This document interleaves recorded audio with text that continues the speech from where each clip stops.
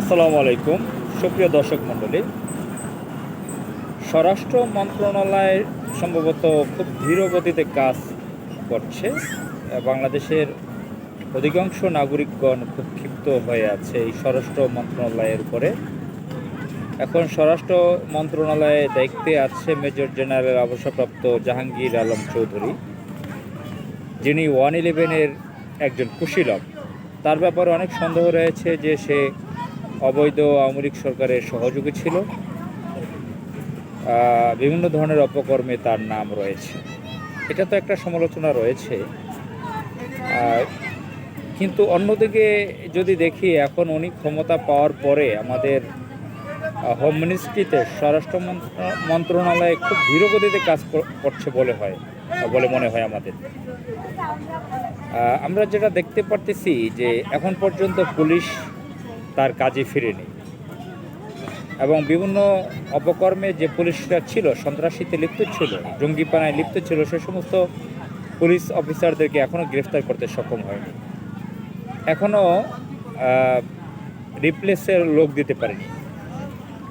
Police ডিপার্টমেন্টে ভালো একটা পরিবর্তন দরকার ছিল, নতুন লোকদেরকে সেট করার দরকার ছিল, সেটা তারা করতে পারেনি। আর একটা ব্যাপার হচ্ছে যে আওয়ামী লীগের বড় বড় কিলার, যারা গণহত্যায় জেনোসাইডে সহযোগী ছিল, গণহত্যা করেছে, জেনোসাইড করেছে, লুটপাট করেছে, বড় বড় সন্ত্রাস, কিলার, ডাকাত, মাফিয়া, তারা কিন্তু এখনও ধরাছোঁয়ার বাইরে।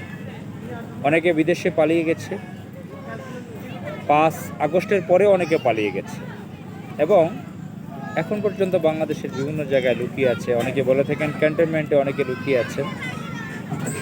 তো সেই সমস্ত আওয়ামী লীগ কিলারদেরকে এখন পর্যন্ত গ্রেফতার করা হচ্ছে না।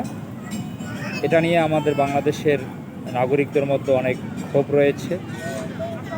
এই বিক্ষুব্ধ নাগরিকরা কখন যে আবার রাজপথে নামে আবার নতুন একটি বিপ্লবের জন্য, তা বলা যাচ্ছে না। ব্যক্তিগতভাবে আমি নিজেও বিক্ষুব্ধ যে রাজপথে লড়াই করে, সংগ্রাম করে, বিপ্লব করে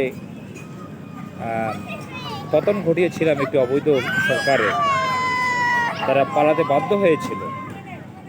আজকে প্রায় 1.5 মাস হয়ে গেছে, 1.5 মাস কমপ্লিটের পর্যায়ে। এখন পর্যন্ত বড় বড় দাগি আসামিরা ধরাছোঁয়ার বাইরে, তাদেরকে এখনও গ্রেফতার করা হচ্ছে না। 1 দিন 2 দিন পর পর দেখছি 1জন 2জন করে এরকম গ্রেফতার হচ্ছে। কিন্তু খুব যারা বেশি নামকরা, বেশি প্রভাবশালী ছিল, আসাদুজ্জামান কামাল বা কাউয়া কাদের, ওবায়দুল কাদের, হারুন, ডিবির হারুন, এই ধরনের ব্যক্তিরা এখন পর্যন্ত গ্রেফতার হচ্ছে না। আরও বহু ব্যক্তিরা আছেন, আপনারা জানেন, তারা কোথায় আছে এ ব্যাপারে স্বরাষ্ট্র মন্ত্রণালয়ের কোনো ব্যাখ্যাও নেই, কোনো ব্রিফ করছে না, তারা গ্রেফতারও করছে না। আসসালামু আলাইকুম।